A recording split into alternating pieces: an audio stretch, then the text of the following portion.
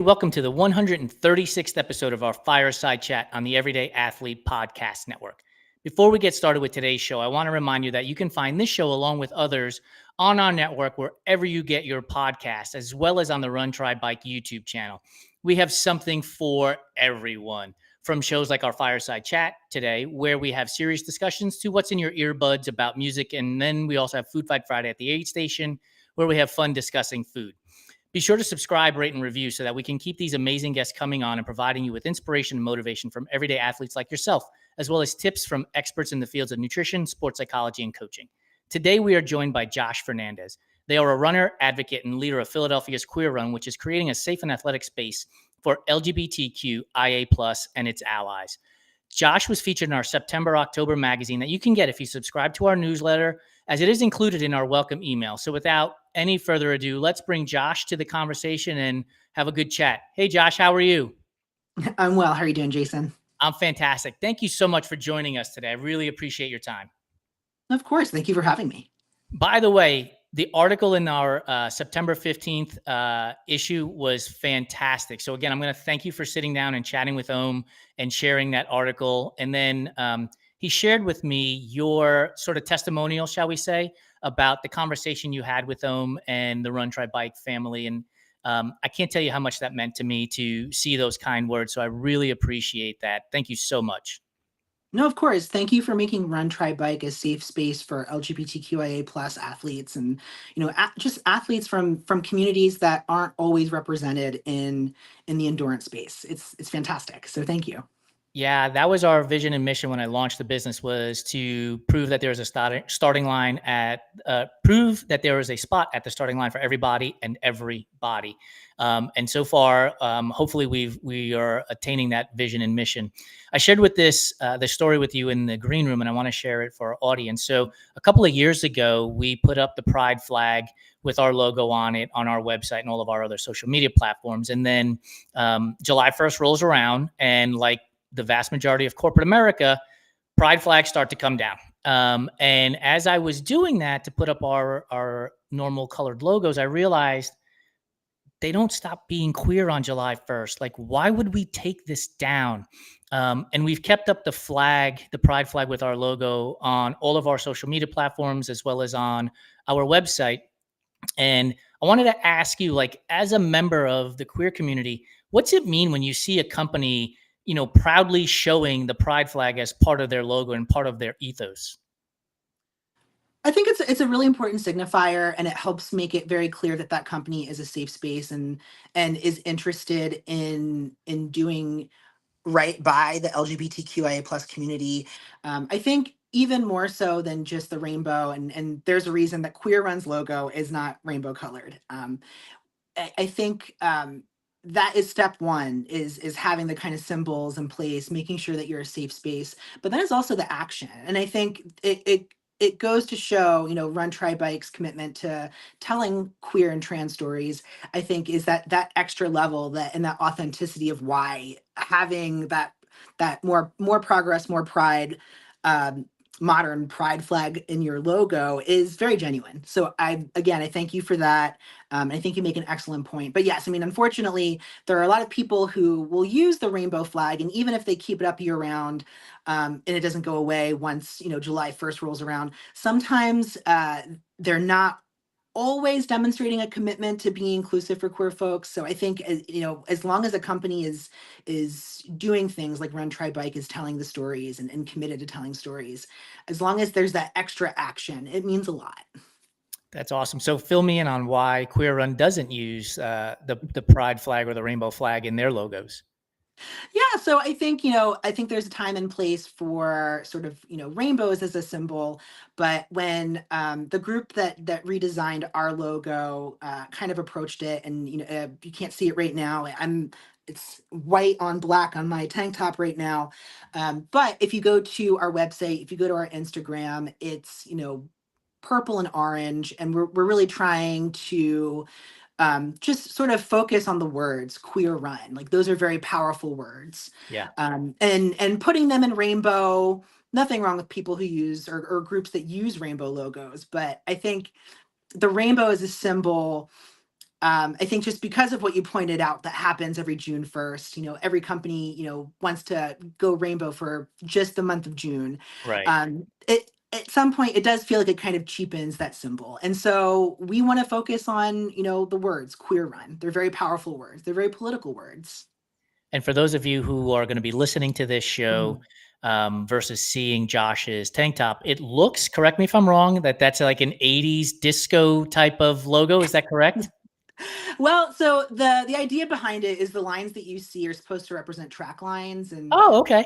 the designers who helped conceive this logo. The idea was that we're running as a group, and so just kind of like running on a track together. So that's what the track lines kind of symbolize. But it does kind of give that kind of 80s retro vibe, which I don't hate because I love 80s things. So. Hey, I was born in 73. I am a product of the 80s. So that's probably why I see that right out of the gate versus anything else. So tell me, how did you get into running? And we'll talk about Queer Run as a group in a little bit, but how did you specifically get into running? Yeah, that's a great question. So I started running probably about almost 15 years ago at this point. And it was not something that I ever thought I was going to do long term. It was something that I was just doing, as out of college, looking for, establishing a routine that wasn't just, me going to my 9 to 5, then coming home on the couch and just like vegetating. And so um, I started a couch to 5K program. Did not do a 5K. My first race was a half marathon. A couple years, I think maybe 2 years after I started, and then the rest is history. The long distance bug bit me, and I've been running ever since. My first marathon was the Atlantic City Marathon in 2016. I've run 15 marathons. I'll be doing my 16th in Honolulu in December. Um, yeah, it's been a really awesome journey. It's given a lot, it's taken a lot, but I don't regret any of it. It's been fantastic being a runner and also just being a runner in Philly. So how did couch to 5K training end up with not a 5K first race? So I never thought it was weird. I never adopted the title as a runner, and I think what you were saying is like there's this in the green room there's a place for everyone at the starting line. I didn't really see the title runner as something that belonged to me.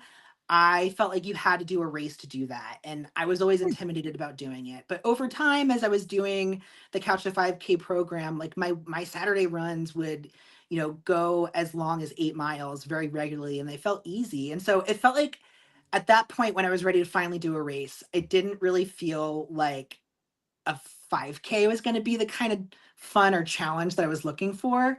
And I thought half marathon had sounded cooler. So that's what happened.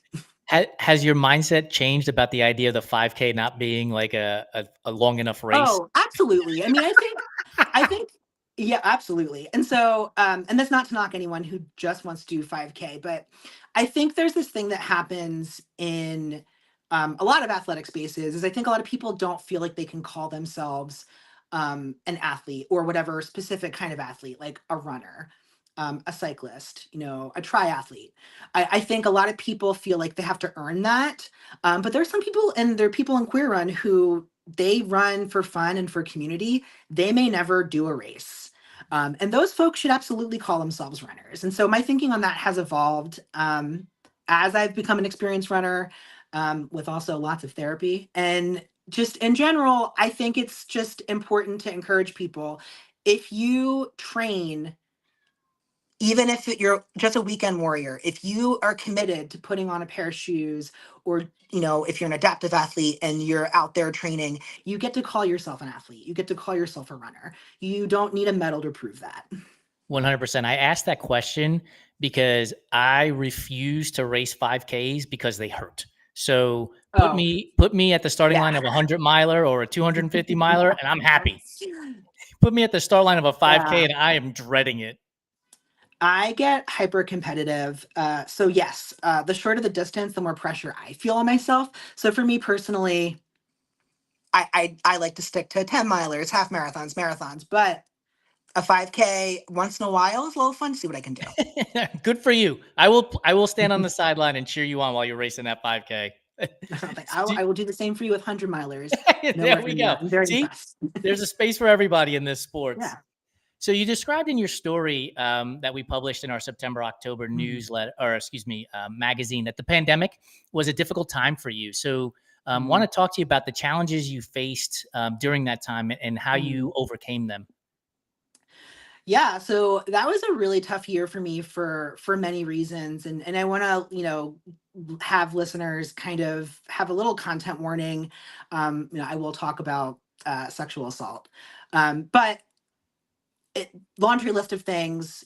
Right before the pandemic is when I sort of started coming out as non-binary and sort of navigated what that meant, not just for myself in my everyday life, but also in a world where for races, specifically as a runner, the gender categories that you checked were, man or woman.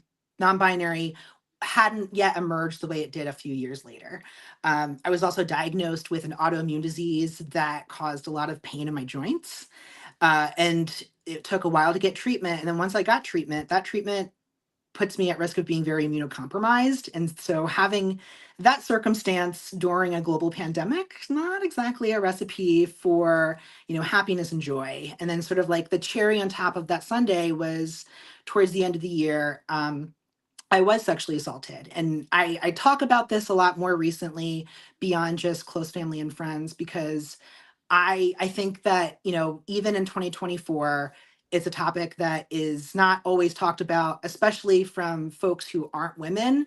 And women have a hard enough time. And so for, myself as a non-binary person, as someone who sometimes looks male presenting, um, it can be challenging to navigate that story and telling that story and being able to normalize that experience and sharing it with others who need to hear it. I mean, I think a lot of people feel like they go through these things alone, but they're not. Yeah, I posted on my personal account about a depression that I had gone Mhm, through, and it wasn't easy to talk about that. mhm, But the moment I pressed publish, like there was a weight lifted off my shoulders. mhm. Do you find that doing the hard thing in running translates to doing the hard thing outside of running, being able to talk about these topics that aren't always so easy to talk about? I think that was a big starting point. I will say that, like, I feel the biggest gift that running has given me is resiliency. Training for a marathon is not always fun. It's oftentimes really grueling and difficult. Um, and the ability to show up for yourself for every training run, even when you don't want to do it, I think that builds this mental toughness in you. I think a lot of people talk about the physical benefits of running, and some people do talk about the mental benefits, but that's one of the mental benefits. You build this confidence and this trust and this toughness in yourself that you may not realize that you had. I didn't realize I had it.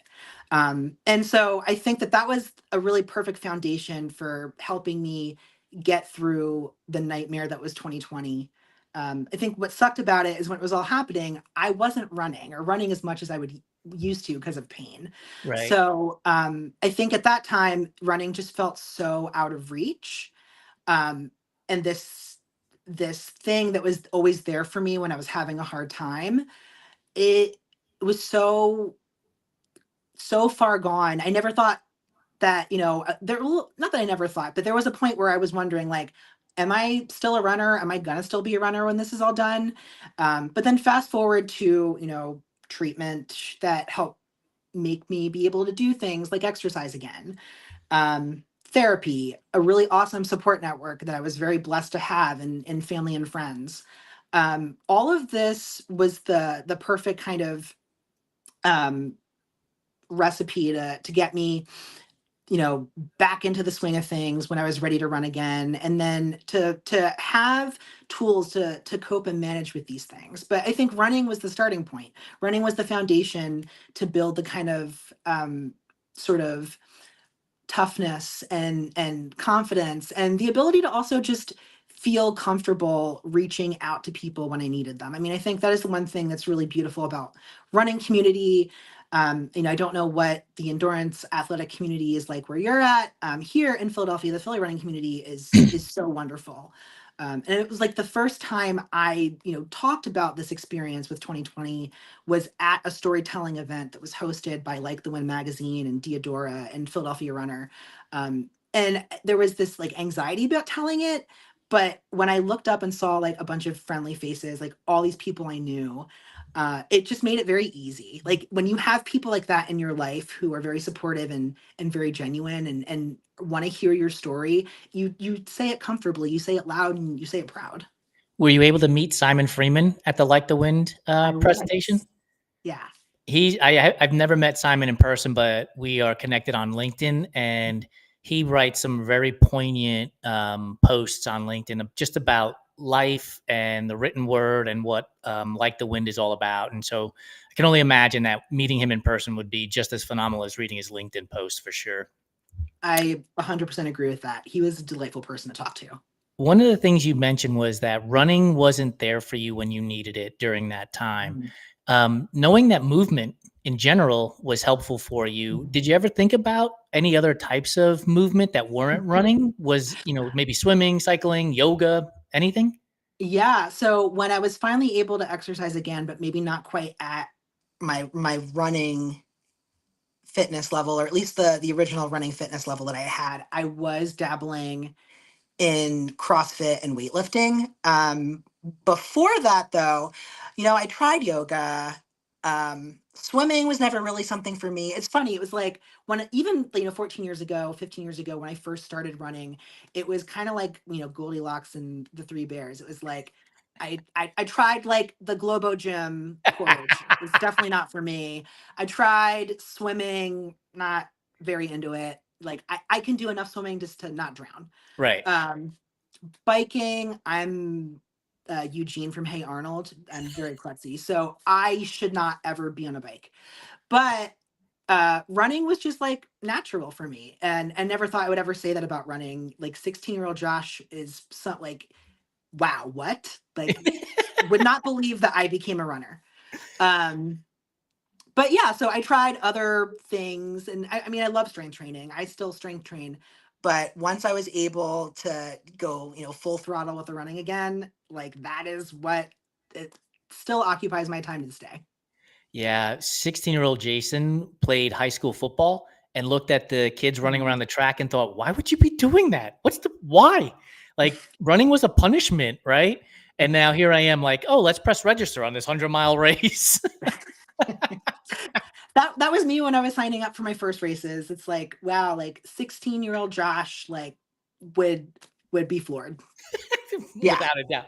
Not only are you gonna go run, but you're gonna pay to run on top of it too, Mhm. right? Yeah. The other thing you mentioned was Mhm. community, and we talked about Queer Run a little Mhm. bit earlier, but I want to ask you about how you got involved in Queer Run, and Mhm. I want you to talk a little bit about what it means to be one of the leaders of an organization like Queer Run and the LGBTQIA plus community. Yeah. So I will just say, like, top level down before we talk about sort of my background with Queer Run. Queer Run was also very instrumental in my healing with everything that happened in 2020. I think through Queer Run, being a leader of Queer Run, I've rediscovered my voice. Not even just rediscovered my voice, I would even say maybe discovered my voice.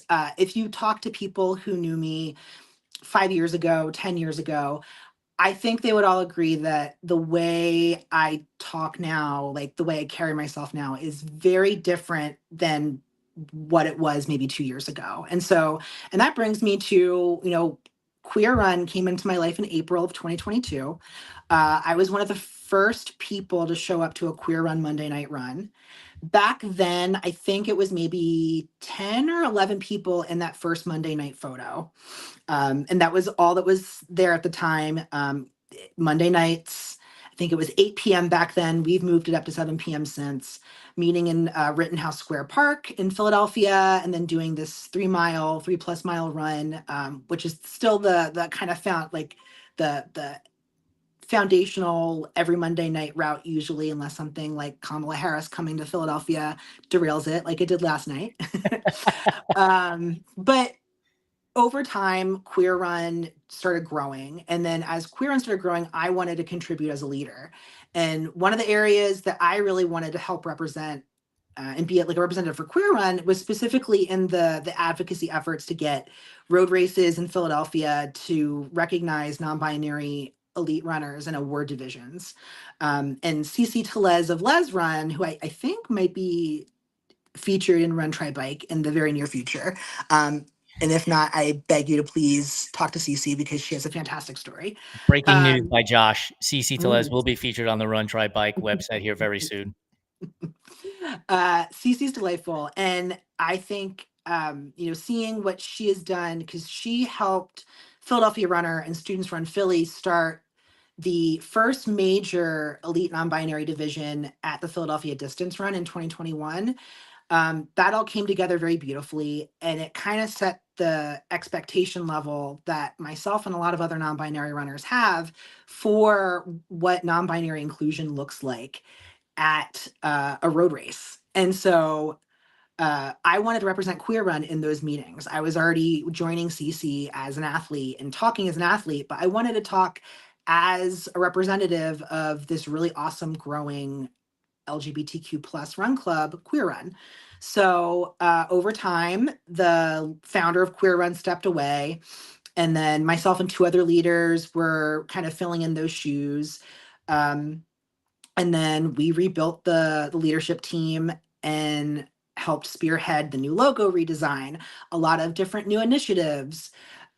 We kept sort of a lot of the things that were working really well, and then the things that we're constantly talking about now, even to this day. We're soliciting member feedback. We're, kind of looking at what other run clubs do that we want to try and emulate, but also still trying to like carve our own sort of individual ideas and spin on things. And so it's just been a really fantastic opportunity, for myself. I think I feel really privileged to lead Queer Run. I feel really blessed to co-lead with some pretty awesome people who are very creative, who are very dedicated to like cultivating this very warm, very accepting group of people who all want to run together at 7 p.m. on a Monday night or at 6 p.m. on a Wednesday night, or get up at 6 a.m. and meet at Love Park to do a 4 mile run and then, drink and chug strawberry oat milk lattes at Elixir in Center City. It's a really good time. And I enjoy every minute of it.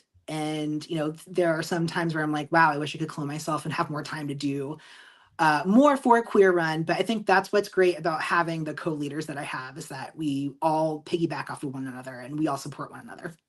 Do you ever take a moment to step back and reflect on what you have seen progress? Because what you said was the very first picture you remember of Queer Run had about 8 members in it. When you think about it today and you think about that progression line, does it give you perspective on and say to yourself, "Holy shit, we're doing this! Like this is cool. We're doing this." Yeah, so I don't think I do it as often as I probably should, but I think there are a lot of times, like when I was talking with Ohm and when I was uh, writing the story I was going to tell for that like the wind event, I was going through some old photos and I saw like, yeah, it was like 8 to 11 people the first few photos. And then when you scroll over the grid and you scroll up over time, it grows. I think at one time we almost reached, if we didn't reach 70 members one point this summer. And then even our Thursday morning runs, there was a time where there was maybe 3 or 4 of us consistently, and especially during like that first winter in like 2022, 2023. But over time, even as recently as maybe August, I think we maybe had like 20 plus runners on a Thursday morning run, like people who are like getting up 5:30 to like commute to the meeting spot to do a 6 a.m. 4 mile run. It's pretty great. Yeah, that's amazing. And so my job now is to send you an email like once every 3 weeks to remind you to celebrate something because we often get caught in the minutia of it all. Excuse me, get caught in the minutia of it all, and we don't see the progress that we're making all along the way. So be prepared to get inundated with emails from me to help you celebrate the progress that you're making with Queer Run there in Philadelphia. Um, One of the things that you said earlier was Mhm. warm and fuzzy group and community. And we all know that life isn't always unicorns and rainbows, and that there are Mm. obstacles that get presented to us on a regular basis for some of us. Recently, you've been, I don't know if the words fighting in air quotes is correct, but you've been dealing with the Philadelphia Marathon to develop equity for non-binary athletes. Excuse me. Talk about that a little bit and talk about why it matters. Yeah. So, again, and this was probably like the biggest kind of motivator for me to say to, the then the founder of Queer Run, hey, I want to join leadership, was seeing that the Philadelphia Marathon in 2022 opened registration opportunities for non-binary runners. So they made a non-binary category. So it was no longer just two boxes. If you were non-binary, you could go check it. Folks who crossed that finish line who were non-binary, especially non-binary youth, crossed that finish line and were misgendered. And not only were they misgendered, but they also weren't given prize money in a city that just did a major first, had like the Philadelphia distance run in 2021 and 2022 award the top 5 non-binary finishers. So CC and I, we met with the Philadelphia Marathon director and some other key players at the marathon level and also at the city level, since the city manages the marathon. I'm going to And we interrupt met you for a with them second, over Josh. 2 years. Go for it. So how do you get that meeting to take place? Yeah, so we wrote the director, CC and I, about some of the things that we were very disappointed in, primarily that um, the misgendering happened for a lot of the athletes who crossed the finish line in 2022. And we also wanted to sort of ask them about, hey, you didn't market this. We would have promoted this if we had known it existed. Many people didn't know until maybe a few weeks before that was an option, if you hadn't already checked. So, and at the time, the director was very open and wanting us to have conversations with her and really start working towards improving equity overall. We made it very clear to her, CC and I, that from the very beginning, part of that equity was having an awards category that helped cultivate an elite non-binary field. So fast forward to, so that was 2022. Fast forward to uh, fall 2023. uh, we find out from the race director and a consultant that she hired that non-binary runners could compete for prize money, dot, dot, dot, if they misgendered themselves to take from the male or female elite prize pot. Clearly, I'm stumbling over my own tongue here. But why do that? Like, did the race director explain why they were doing that as opposed to just creating a separate category? There are a few things. I mean, the overarching like TLDR is that the city and the marathon race director insist that this is a very complex issue. That there are a lot of things like USATF guidelines that prohibit this, but CC and I have debunked that several times.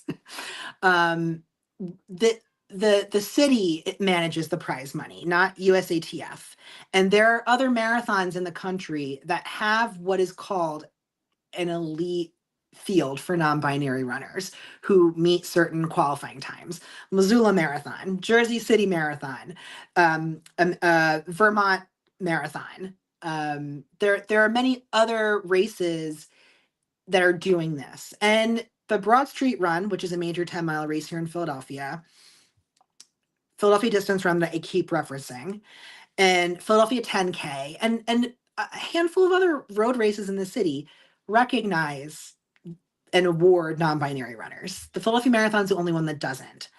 And so we've been pushing through protests, through email campaigns for more work. We worked with someone in the mayor's office who's kind of a new player with sort of I'm sorry, not the mayor's office, the managing director's office, who's just kind of new to sort of, working with CC and me and trying to help find a solution. The solution that they came to is that they're still not going to have an elite non-binary division. They're going to award the top non-binary runners through what is called an open division, which is still significantly less prize money. Um, and still is not a fully equitable solution for non-binary runners, and is not doing what we would love to do, which is cultivate a space for non-binary athletes to develop the possibility of a professional career as a runner. We think that all these races need to make these changes for all these bigger governing bodies to catch on and realize that it's 2024. Non-binary identities aren't new, and non-binary people don't are we're behind in sort of being able to cultivate professional athletic careers in elite spaces, and that's not going to happen if you don't cultivate the field, if you don't build it.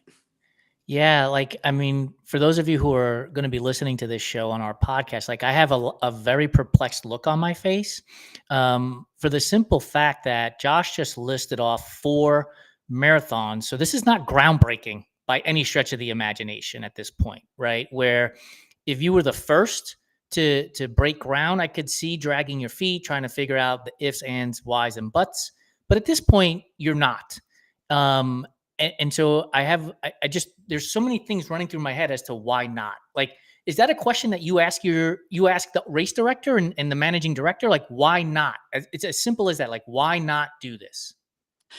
We've asked them many times, and we get this sort of roundabout response that is essentially like, it's the open division awards is the best we can do now, and that they're open to more conversations. And the thing is, Cece and I have done 2 years of conversations. Right. Our community has done countless forms of activism and advocacy around this issue, and around specifically the marathon's lack of action. And the other thing too that I think is really important to say, because I keep talking about not just running community, but the running community in Philly, I think that if you are a part of a running community in any city, you are very networked into it, you probably really love it. And I'm sure everyone will probably say the same thing about their city that I'm going to say about Philadelphia. But the Philadelphia running community is very magical. It is this very warm family. No run clubs are competitive. There are people in Queer Run who run with 3 to 4 other run clubs. We have the running community behind us, behind Queer Run and Les Run and Cece and me, saying, this is ridiculous, make this change. Did you So it's, coordinate? Go oh, ahead. we've coordinated protests, we've coordinated email campaigns. I will say that, like, when we first started doing like our Instagram campaign, when we did our protests earlier this summer, I got very teary-eyed seeing the people who showed up. Like, I was very, very blessed to see so many people either share things online. Like, we enabled it so that the Queer Run email account was copied when people were sending emails, to make it like a very easy, like, fill out your name and send to the race director. Everyone who showed up to the protest and made signs or came to hold signs, and even went up to have conversations with the race director directly. I mean, that, like, I took note of that, and it was like emotionally overwhelming in a good way, because it's very clear to me that, like, this is something the Philadelphia running community wants, and it's what we uphold for the people who are running events like this, that our communities participate in. I mean, Cece says this all the time. Philadelphia is a great city of firsts, and the Philadelphia Marathon is missing out on an opportunity to be a big marathon player, cultivating an elite non-binary field that other people can emulate. Yeah, like, I just keep thinking about the downside. So pardon me for a minute while I put my adjunct teacher hat on. I teach marketing and the elasticity of demand, right? If we change one thing, what happens to the demand? And so presume that they open up an elite non-binary category. Mhm. They're probably not losing any runners, right? Like, I can't imagine runners are going to be like, well, now that you have this, I'm out.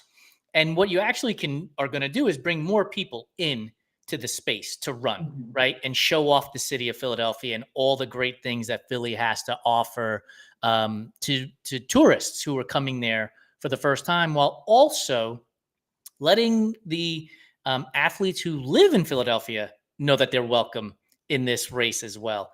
So the why not is still bothering me. And I know I'm not going to solve it in our conversation today, but I would love to keep talking with you about this even offline as we continue down the path of trying to blaze trails for lack of a better phrase, because we want to, as we talked with Kelsey Long from the Long Run, or We Run Long, excuse me, we don't want to just be allies. We want to be accomplices.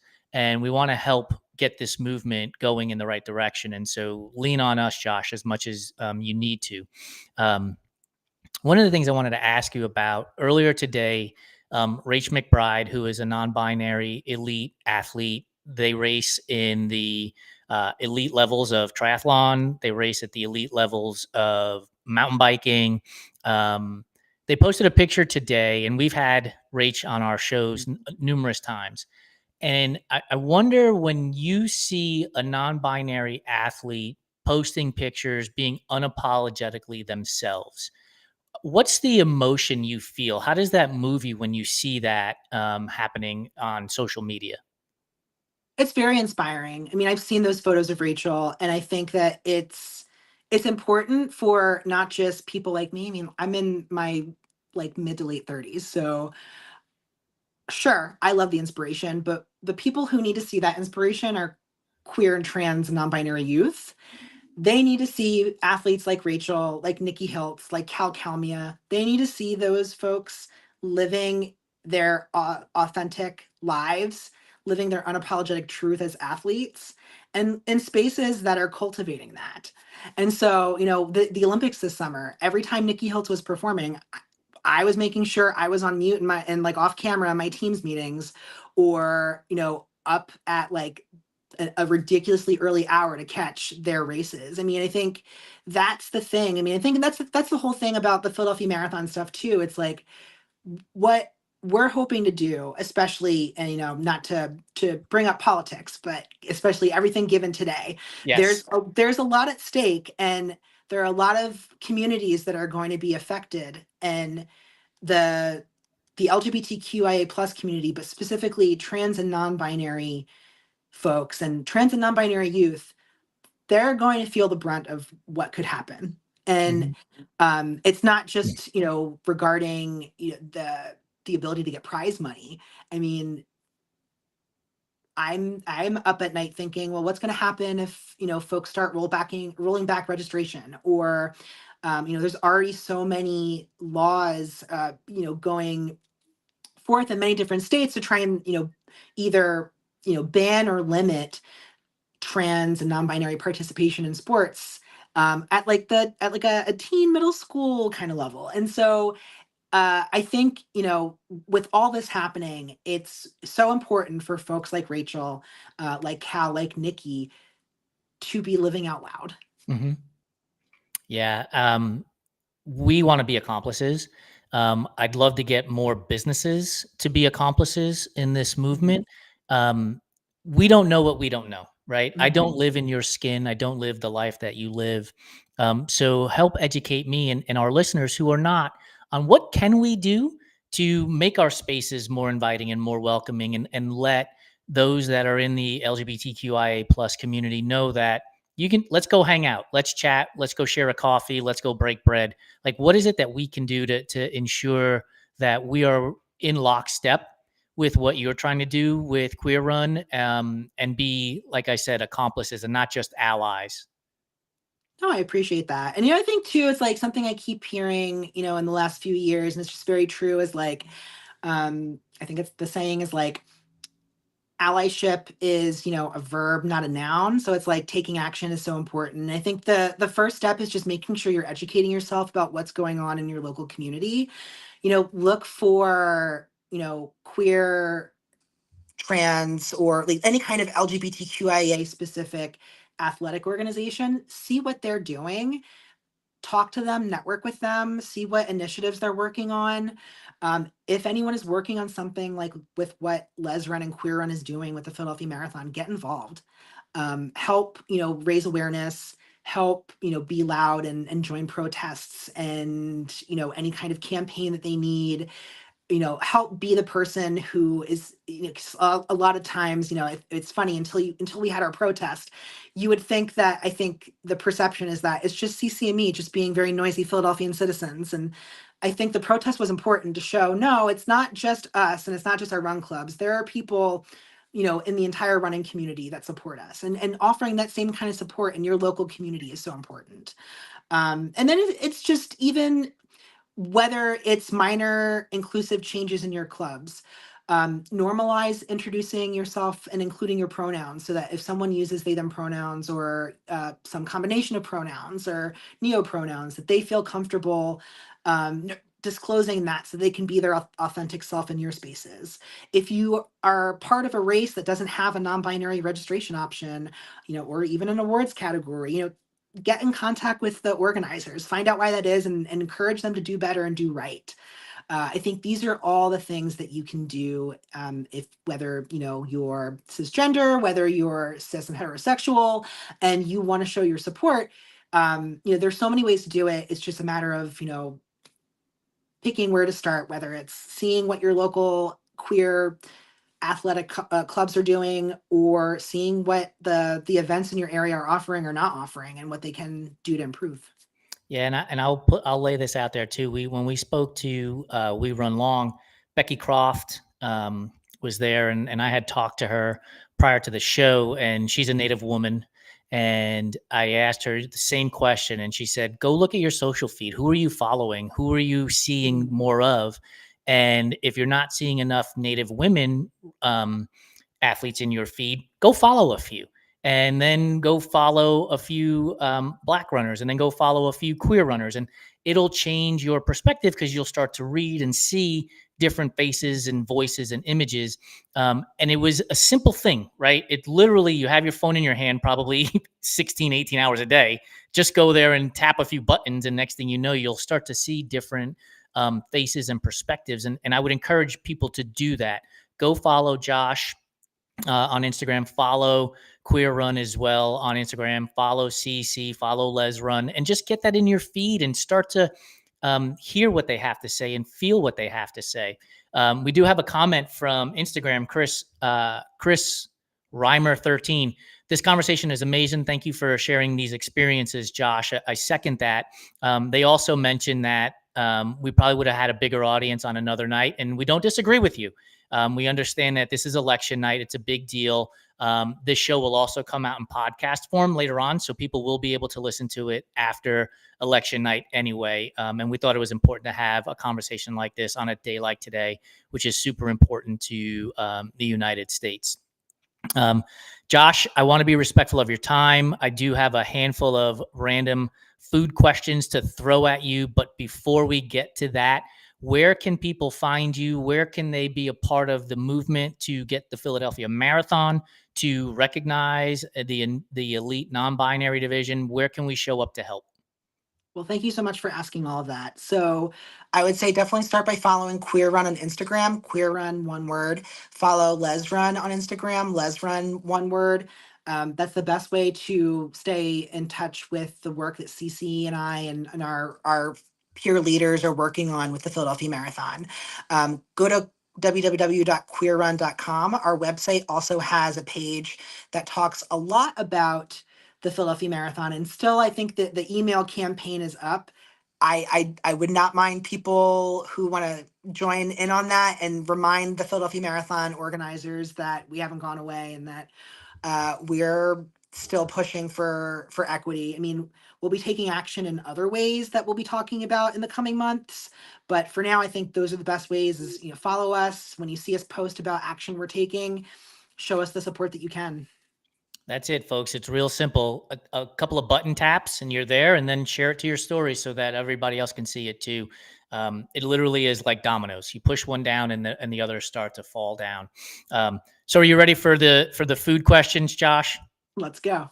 By the way, I'm not going to lie about this. I'm a little bit jealous. I'm a bald guy, so I'm looking at your hair and I'm like, damn. A lot of good rinse creams and dry shampoo. Yeah, for me, it's just soap and water these days. Here we go. Food questions. Pineapple on pizza, yay or nay? Yay. Oh, come on. You're an East Coaster. How are we putting pineapple on pizza? I know, but I had it like a few times and I really enjoyed it every single time. All right. So here's the question that delineates whether you actually like pineapple on pizza in my mind. Mhm. Does it have to have like jalapenos or Canadian? Well, you don't eat meat, you said. So does it have to No, I don't have mean. jalapenos or something else with it? Or you're straight, give me a cheese pizza and throw some pineapple on there. I know I will tell you, there was one time I did have it with jalapenos, and I think that was the level up that was like, "Oh, yeah, I can get on board with this." That's what. So whenever he talks about pineapple on pizza, he always says, "Yeah, I love it with jalapeno." I'm like, so you don't actually like pineapple on pizza? You like it with all these other things? Then Flavors. that's my delineation. That's how I could stay Yeah. business partners with him. Oreos. Are you a fan of Oreos? Big fan of Oreos. OG Oreo or double stuff Oreo? I won't talk about the other two abominations, the thins and the cakester. Yeah, don't talk about the thins. Yeah, those should be outlawed. I'm a big fan of double stuff. And It's the great. way Josh Fernandez eats his Oreos is So I love to take them apart or dip them in peanut butter. dip them in peanut butter. Yeah. Oh, new entrant to the list. I'm going to have to add that to Mhm. Jason Fitzgerald answered the question. The way he eats is he throws the first one in the glass of milk and he lets it basically dissolve while he's eating the other 10 or 12. And so then when he's done, he drinks it and he's like, it's like getting a cookies and cream ice cream shake kind Okay. of concept. See, at first I'm like, then the cookie's all soupy, but then I guess it gives that milkshake feel. Yeah. By the way, I eat Oreos like aspirin. I just throw the whole thing in there. I don't do anything with it. That's what I do with olives. Mm. Yes, I love olive. I just had a whole conversation last night with Lori about olive tapenade and how I'm craving some crusty baguette with olive tapenade. That's Get a funny. little bit of chopped garlic in there, and Mm. we're on the highway to heaven right there. Licorice, red or black, or neither. Neither. Are Peeps a real candy, or are they just dust balls covered in glitter? Dust balls covered in glitter. Yes. Is candy corn a real candy, or is it just earwax covered in sugar? Ugh, barf. Are the Candy Circus peanuts real candy, or are they just the Amazon stuffing painted orange? Amazon stuffing painted orange. Okay, grandma's candy dish. You have butterscotch, you have the strawberry filled candy, and you have the peppermint. Which one are you taking? Ooh, this is tough. I kind of want to. I would go for peppermint. Nice, me too, every time. Hmm. Creamy or crunchy peanut butter? Creamy. How do you make your peanut butter and jelly sandwich?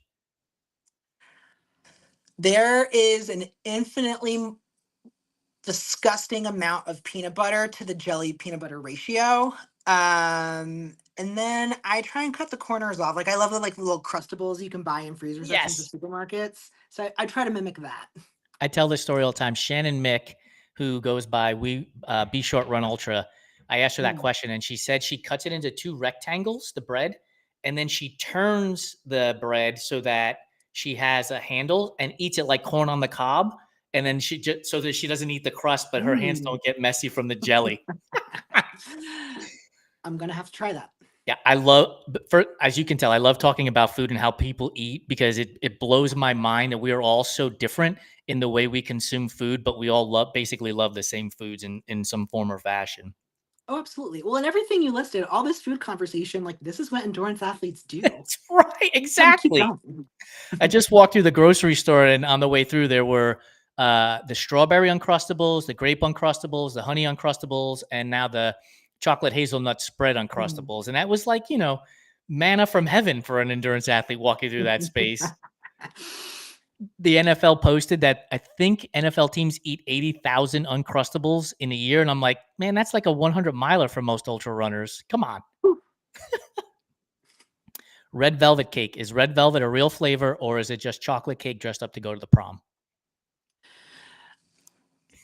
My siblings would probably fight me on this, but it's chocolate cake dressed up to go to the prom. Yes. Mhm. Right? Like they're gonna charge you $12.99 for the same slice that the chocolate cake is $6.99 for. Like, just give me the chocolate cake. Yeah. Do you so you're in Philadelphia, you don't eat meat, but you did mention that you do have some vegan cheesesteak joints. So what's the best vegan cheesesteak I can get in Philadelphia these days? go to Triangle Tavern. It's not far from Pat's and Gino's.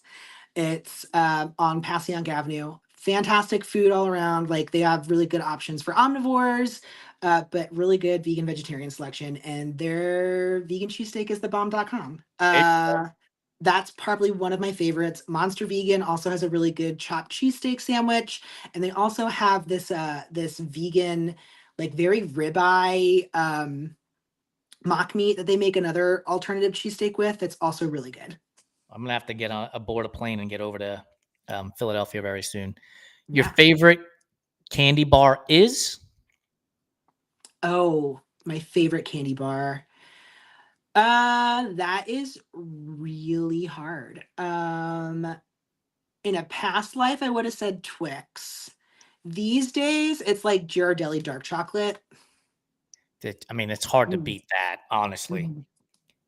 Yeah. Favorite flavor of ice cream is? Oh, so I'm not a big ice cream person, but when I am, I love these like boutique ice cream places in Philly that have these really funky flavors. Like there's this one called Milk John that has this Earl Grey tea flavor Ooh. that is it's pretty great. But growing up as a kid, I was the weirdo who loved strawberry ice cream. So I mean, sometimes going back to a classic works. Does the Earl Grey donut taste like a London Fog drink? Kind of. I'm a Kind of. huge I'm a huge fan of London Fogs. I had one just before this Mm. recording, by the way. Oh, nice. Well, you mentioned donuts. I'm a big donut person too, and Yeah, let's talk about that. I have to give a shout out to Dottie's Donuts. Fantastic vegan donuts. They do a theme for everything. I think they like joined the many like Blink 182 fans in July when Blink 182 was in town and declared that tour date like Blink 182 Day in Philly, and they made like an Aliens Exist themed donut. It was pretty great. That's fantastic. I love donuts. My favorite Mm. type of donut, there's a place here in LA called Sidecar. They're in El Segundo, and they make a blueberry cake with lemon glazed donut. Just Oh, unreal. It's yeah. unreal. So, last food question for you. Mm. There's a tray of brownies on the counter. Is Josh going into the middle of the tray for the ooey gooey section, or are they going to the edge of the tray for the middle, slightly ooey gooey, but with some crust to hold on to?